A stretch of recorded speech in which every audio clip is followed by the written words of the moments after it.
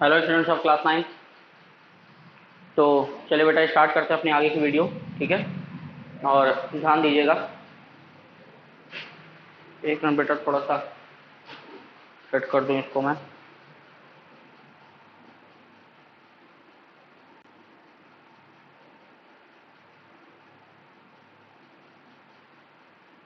ठीक है, चलो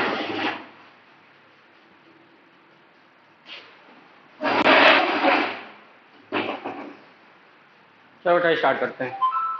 तो जैसा कि आप लोगों ने यहाँ पर न्यूटन का सेकंड लॉ लास्ट वीडियो में हम लोगों ने ख़त्म कर लिया था। जो लोग नहीं समझ पाए पिछली वीडियो जरूर देख लीजिएगा। ठीक है, तो इसके आगे हम लोगों को बढ़ना था जहाँ पे हम लोगों ने ये सब फॉर्मूले के बारे में बात की थी। हाँ, एक चीज़ पे अभी से फोकस कर लेना, जो फोर्स होता है वो rate of change of momentum के बराबर होता है। इस चीज़ का ध्यान दीजिएगा। ठीक है, जो फोर्स है वो rate of change of momentum के बराबर होता है। Rate of change of momentum का मतलब क्या है? टाइम।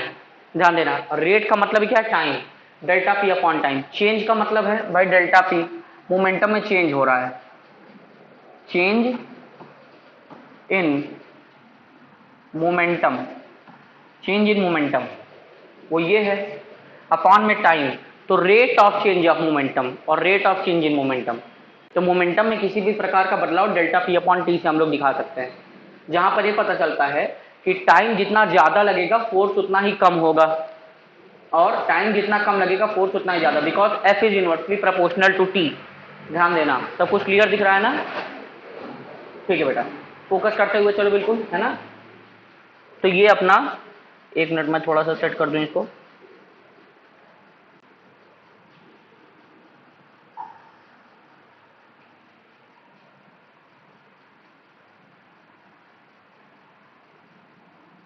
ये आपको Newton second law of motion की हेडिंग दिख गई? ठीक है, तो दिख रहा होगा ना? नहीं, अब क्लियर है? चलो, तो इस तरीके से हम लोगों ने इस चीज को पिछली वीडियो में अपने बात की थी, है ना? तो अब आगे चलते हैं।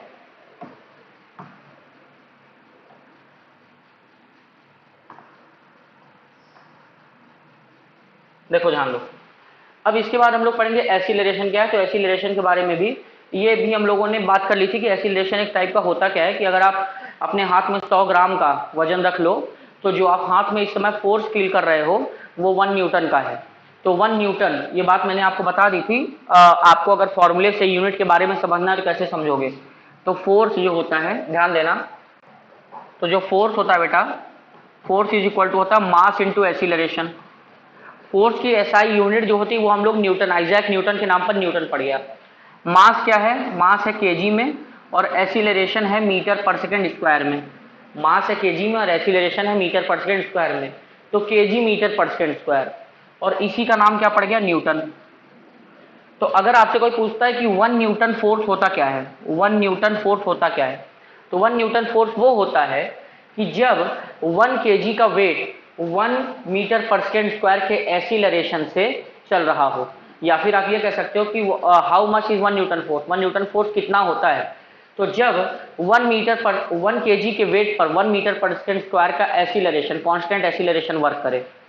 अब बात ये कि 1 केजी कितना होता है भाई? 1 केजी का मतलब है, अगर मास की बात करें तो वेट और मास में अंतर होता है, मैंने आपको बता रखा है। Weight is equal to mass into gravity.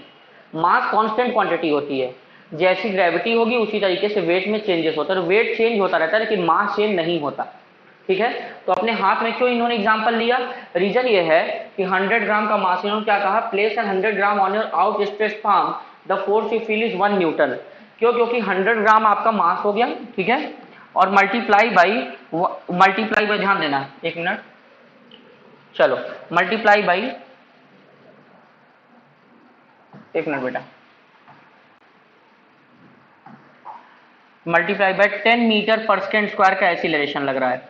अब ये 10 मीटर पर सेकंड स्क्वायर क्या है? तो ग्रेविटी, ग्रेविटी का जो ग्रेविटेशनल एसिलरेशन है वो हम लोग 9.8 या फिर 10 के करीब मान लेते हैं। ठीक है, तो 10 इंटू 1000, तो 100, तो 100 क्या हो गया आपका? ग्राम, और आपका 10 मीटर पर सेकंड स्क्वायर का एसिलरेशन, ध्यान देना।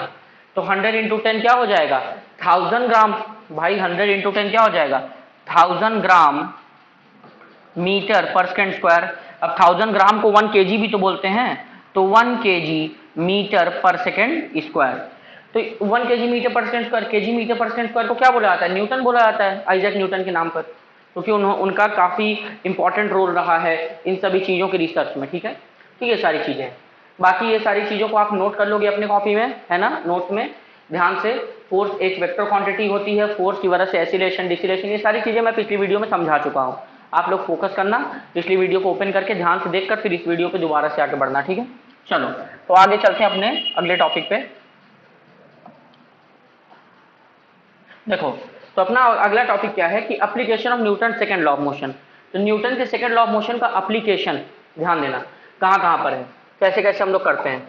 फर्स्ट पॉइंट दे रखा है इन्होंने, एक cricket player moves his hands backward on catching a fast moving cricket ball. यहां पर ये है कि भाई देखो, क्यों, जैसे बॉल आ रही है तो उसको यहीं पर, ऐसे बॉल आई और यहीं पर आप ले लो, तो आपने क्या किया, ध्यान दो मेरी बात को समझो। जैसे मान लो बॉल आई, बॉल की जो स्पीड थी, अगर आप हाथ यहीं खड़ा कर दोगे तो बॉल की जो स्पीड थी वो आके तुरंत रुकेगी। जितना कम समय लगेगा, फोर्स उतना ही ज्यादा फील होगा आपके हाथ को, उतनी ज्यादा चोट लगेगी। हो सकता है वो चोट आपकी बोन्स को इफेक्ट पहुंचाए, नुकसान करे, है ना। इस वजह से क्रिकेटर क्या करता है कि बॉल को लेता तो, लेकिन उसको रोकने में समय लगाता है। बॉल की वेलोसिटी को जीरो करने में, या कह सकते हो बॉल के मोमेंटम को जीरो तक लाने में वो टाइम ज्यादा लगाता है। जितना ज्यादा टाइम लगेगा, फोर्स उतना ही कम फील होगा। मैंने अभी पहले ही आपको बताया, उस चीज पर ध्यान दो। किस चीज पर ध्यान दो? आपको पता है कि फोर्स का जो फॉर्मूला है वो rate of change of momentum delta P upon T है। तो समय जितना ज्यादा लगेगा, फोर्स उतना कम फील होगा। एफ जो है वो टी के इनवर्सली प्रोपोर्शनल है। ये सामने वाला डायरेक्टली होता है, ये इनवर्स में हो तो इनवर्सली प्रोपोर्शनल।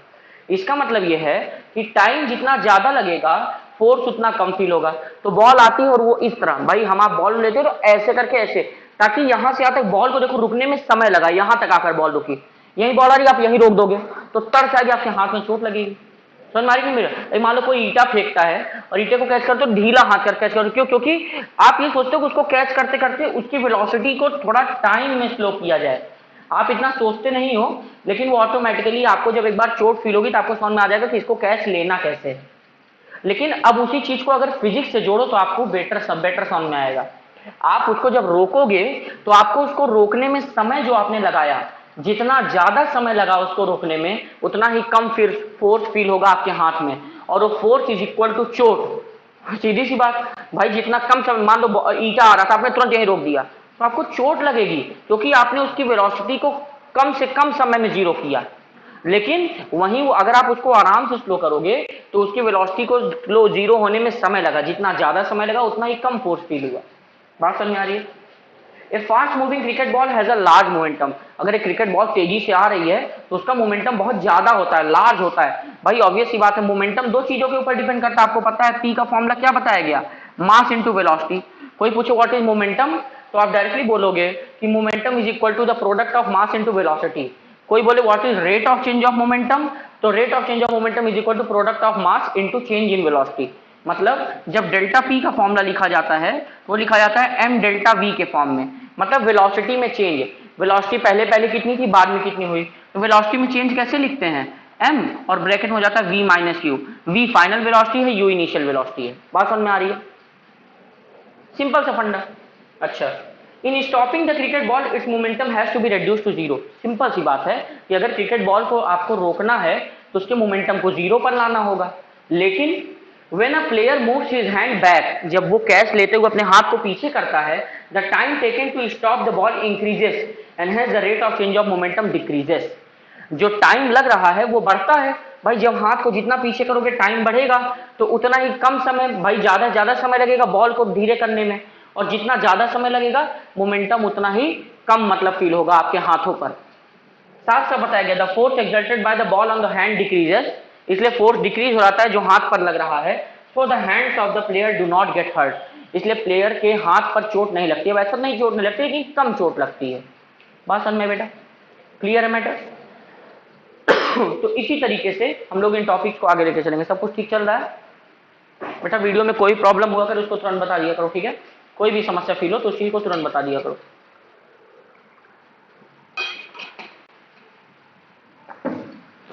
चलिए आगे बढ़ते हैं।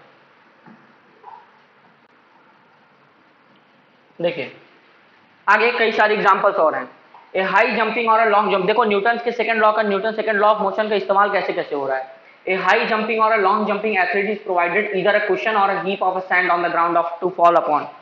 आपको मैं एग्जांपल देता हूँ, ये छोड़ो, अगर आपको बोल दिया जाए कि काम करो 5 फीट 6 फीट या 8 फीट के किसी छज्जे से, किसी छत से आप जमीन पर कूदो, आपको दो प्रकार की जमीन दी जा रही, एक तो फर्श दी जा रही, बिल्कुल एकदम पक्की जमीन, बिल्कुल cemented floor, and the next is a ground, एक ग्रास लैंड टाइप का दिया जाए, या फिर तो नीचे कुछ ऐसा कुशन गद्दा, या फिर मैं कह रहा हूं पैरा, या फिर खेत में आपको कूदने को बोला जाए, तो आप कहां आसानी से कूद सकते हो? खेत में सर, बिल्कुल सही है। कहोगे सर हम तो फर्श पे भी कूद जाएंगे, वो कहना एक अलग बात है बेटा। जब आप फर्श पे कूदते हो तो फर्श में इलास्टिसिटी कम होती है, ऐसा नहीं फर्श ऐसे ऐसे दबेगी, आप कूदोगे तो दबेगी, ऐसा तो बिल्कुल नहीं होगा। लेकिन आप ध्यान दो, मैं कुछ ले लूं फिर आपको मैं बताता हूं, रुक जाओ,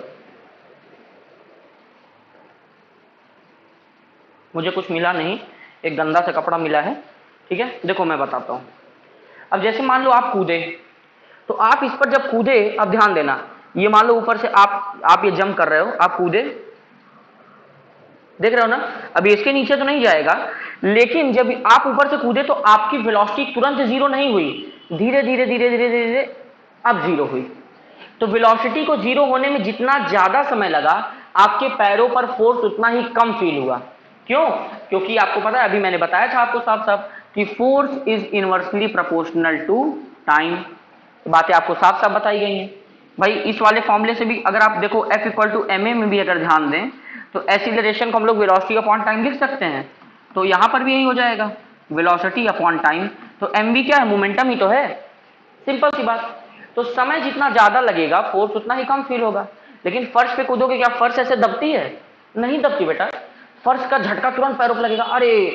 अच्छा, उससे बचने के लिए हम लोग क्या करते हैं, जब कूदते हैं तो पूरा का पूरा वेट अचानक से, ऐसे तो कूद के खड़े जो हो नहीं जाते हो, ऐसे कूदते हम लोग नीचे तक। इसका रीजन क्या है कि आपकी मसल्स पर डायरेक्ट हर्ट ना आए। मसल्स एक स्ट्रेस्ड मेम्ब्रेन, मतलब एक तरीके से स्ट्रेस्ड, इलास्टिसिटी एकदम इलास्टिक की तरह काम करती है, उस समय काम नहीं करती। हम आप अपनी पोजीशन को ही ऐसे बना लेते हैं ताकि झटका हमारे पैरों पर, हमारे शरीर पर डायरेक्ट, पता चलो आप ऐसे धड़ से गिरे तो झटका अजीब था, वो झटका आपके दांतों तक, मुंह, कई बार जीभ कट जाती है लोगों की, झटके से गिरने में जीभ कट जाती है, दांतों के बीच में जीभ दब जाती है। ऐसा क्यों होता है? पूरा झटका आपकी बॉडी पे लगा। लेकिन जब कूद कर हम लोग ऐसे मुड़ते हैं या फिर अपने शरीर को आराम से नीचे ले जाते हैं तो उससे, लेकिन हम आप खेत में अगर कूदना होगा तो नहीं डरेंगे, या फिर ऐसी जमीन जो कि दब रही हो वहां पर कूदना होगा तो हम आप नहीं डरेंगे। रीजन क्या है इसका? रीजन सीधा सा ये है कि वहां पर हमारे बॉडी की जो वेलोसिटी या मोमेंटम जो ऊपर से कूदते समय होगा, उसको चेंज होने में थोड़ा सा समय लगेगा। मिट्टी भी थोड़ी दब जाती है, घास भी थोड़ी दब जाती है, गद्दा थोड़ा सा दब जाता है। उसी तरीके से ऐसी कोई भी फर्श, ऐसी कोई भी सतह, ऐसी कोई भी जमीन, फ्लोर जो कि कुशन्ड हो, कुशनिंग हो, जिसमें उस पर कूदने में हमको आपको डर नहीं लगता, लेकिन बिल्कुल सीमेंटेड फ्लोर पे डर लगेगा। रीजन ये है कि भाई सीमेंटेड फ्लोर तो दबेगी नहीं, पैरों पर आपको झटका लगेगा। इस वजह से यहां पर भी न्यूटन के सेकंड लॉ का इस्तेमाल, यहां पर यही बोला गया कि हाई जंपिंग और लॉन्ग जंपिंग एथलीट, ऊंची कूद या फिर लंबी कूद करने वाले जो एथलीट होते हैं, उन लोगों को फर्श पे नहीं कूदाया जाता, उन लोगों को मिट्टी के ढेर या फिर खोदी हुई जमीन पर कूदाया जाता है ताकि उनको चोट ना लग जाए। बात समझ में आ रही है? जब वो वहां पर गिरते हैं तो उनकी वेलोसिटी को जीरो होने में मिट्टी की वजह से समय लगता है। बात समझ में आ रही है? इस वजह से उनकी बॉडी पर वो इंपैक्ट तुरंत फील नहीं होता, and they do not get hurt because of that flow. ठीक है? Cushion or heap of a sand on the ground to fall upon. The cushion or sand helps to increase the time. Cushion या sand करती क्या है? उस time को बढ़ाने में मदद करती है in which the momentum comes to zero, जिसमें हमारा मोमेंटम जीरो हो जाए। This decreases the rate of change of momentum and hence the force. इसकी वजह से rate of change of momentum decrease होता है और उसी की वजह से फोर्स डिक्रीज हो जाता है। So the athlete does not get hurt. इस वजह से एथलीट को चोट नहीं लगती। पैकिंग मटेरियल्स लाइक थर्मोकॉल, अब देखो यहां पर समझो, जैसे मान लो कांच वांच की कोई चीज, जैसे मान लो आप शीशा, चेहरा देख रहे हो, या फिर चाय, अच्छा आप चाय के कप का एग्जांपल लो, चाय पी लो, आपके हाथ से कप गिर गया और वो कप चाइना क्ले का था या ग्लास का था, ठीक है, और वो गिरकर टूट गया, अरे बाप रे, अब क्या करें, टूट गया। लेकिन अगर आप वही गद्दे पर, अगर गद्दे पर खड़े होकर या फिर ऐसी घास वाली मतलब जगह पर अगर आप वो चाय पी रहे होते तो वो कप गिरने के बाद टूटने के चांसेस कम थे। क्यों? क्योंकि कप गिरता तो तुरंत, भाई ऑब्वियस सी बात है, वो कप गिरेगा तो तुरंत उसकी वेलोसिटी तो जीरो होगी नहीं घास वाली जमीन पर। अगर आप लॉन में बैठ के कहीं पर बैठ के चाय पी रहे हो, कप गिर गया तो उसके टूटने का डर बहुत कम होता है, वहीं फर्श पर टूटने का डर ज्यादा। क्यों? क्योंकि फर्श तो दबेगी नहीं, ना ही कब दबेगा, पता चला गिरा और तरफ से टूट गया। क्यों? क्योंकि उसके ऊपर मोमेंटम तुरंत फील हुआ। जस्ट जिस मोमेंटम से वो गिरा है उतना ही मोमेंटम उसके ऊपर इनवर्सली मतलब directly but in opposite direction लगा, न्यूटन का थर्ड लॉ। उसी वजह से वो कप तुरंत टूट जाता है। लेकिन वही घास वाली जमीन पर, गद्दे पर, कहीं ऐसी जगह गिरने पे वो कप नहीं टूटता। सिंपल सा एग्जांपल है। क्यों नहीं टूटता?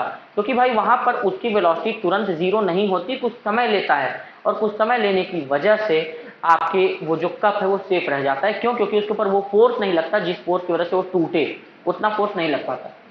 तो उसी तरह यहां पर भी एग्जांपल दिया रहा है कि जैसे फ्रिज है, कोई भी ऐसी चीज जो कि फ्रेजाइल है, फ्रेजाइल का मतलब टूटने वाला, आसानी से टूट जाए, ऐसे किसी भी चीज को हम लोग क्या नाम है, थर्मोकॉल से या फिर पेपर से, स्ट्रॉ से, या फिर किसी ऐसी चीज से पैक कर, देखो आम वाम की, आजकल आम का सीजन, आम की जो पेटी पैक होकर आती है उसमें काफी सारी स्ट्रॉज, मतलब ये पैरा कहते हैं इसे, पैरा वगैरह, ये फिर अच्छे खासे से रखे आते हैं, वो कवर करके आता है। रीजन क्या है इसका?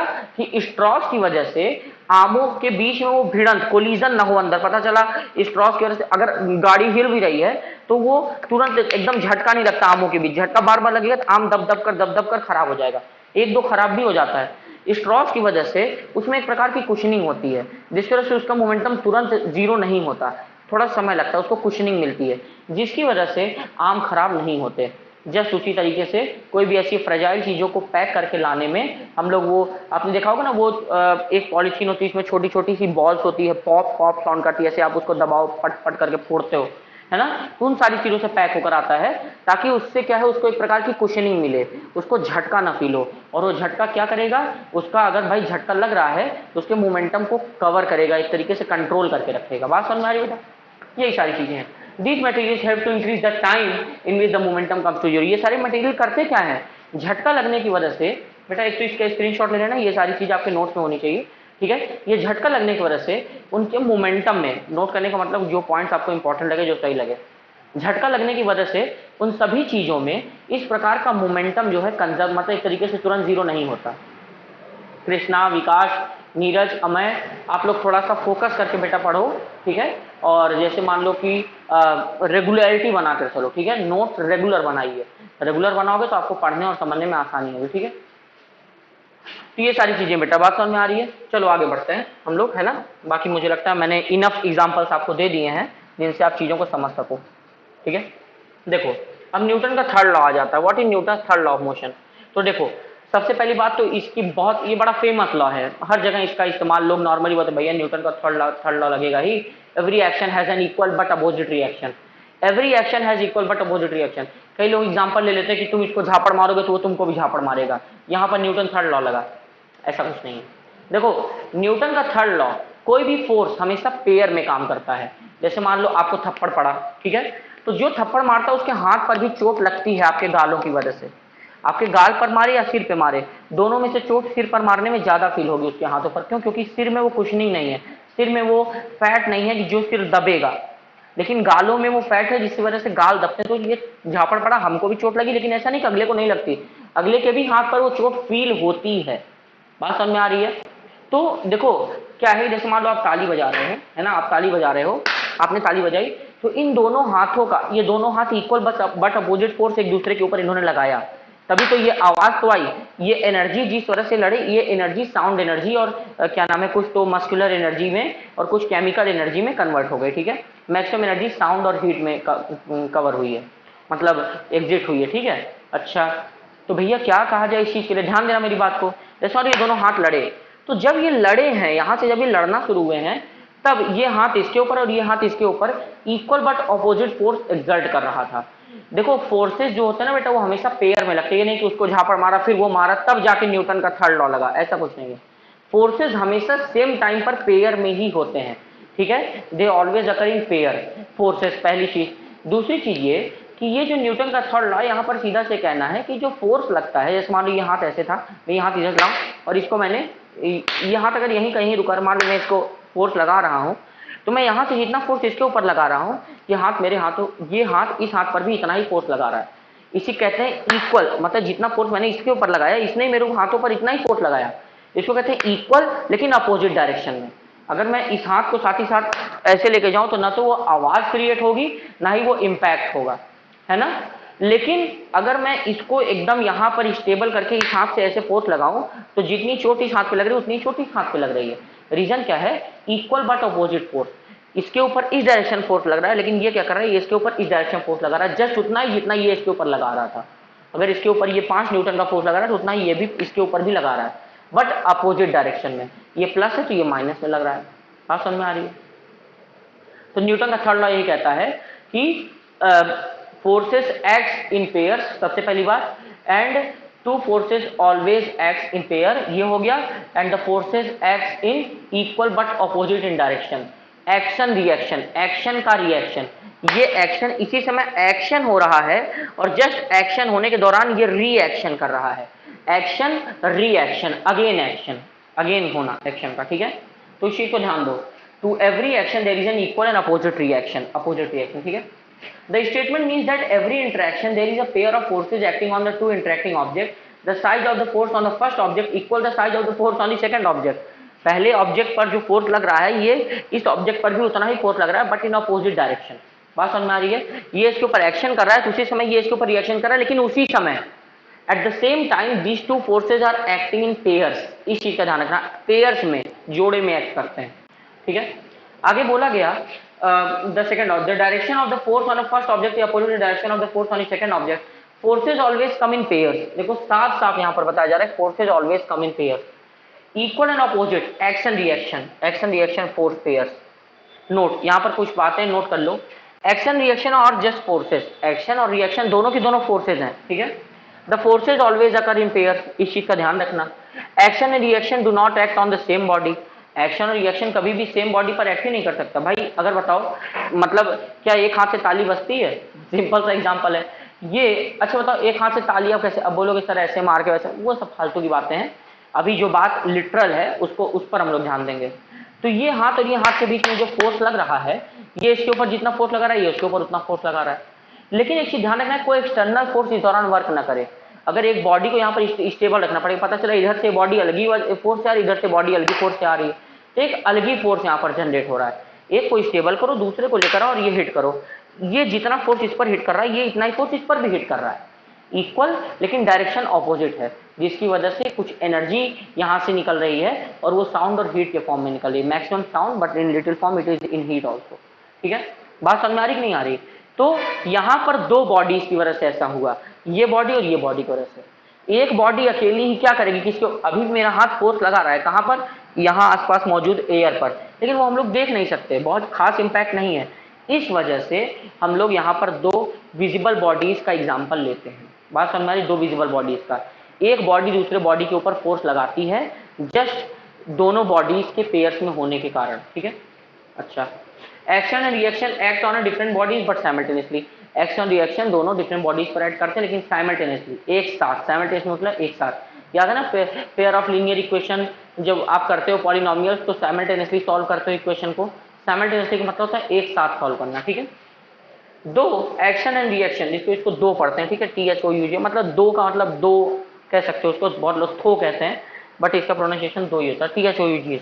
Action and reaction forces are equal in magnitude, but they do not produce equal acceleration in the two bodies on which they are. ये equal acceleration produce नहीं करते, but equal force जरूर produce करते हैं। They used to produce equal force on each other. दो bodies हैं तो एक दूसरे के ऊपर equal force लगाते हैं, ये चीज का ध्यान रखना, ठीक है? चलो देखो, अब यहाँ पर एग्जाम्पल दिया गया, इन्होंने क्या किया, दो पुलिस को अटैच किया। अक्सर ये क्या है कि एक तरीके से वेट मेजरिंग डिवाइस है।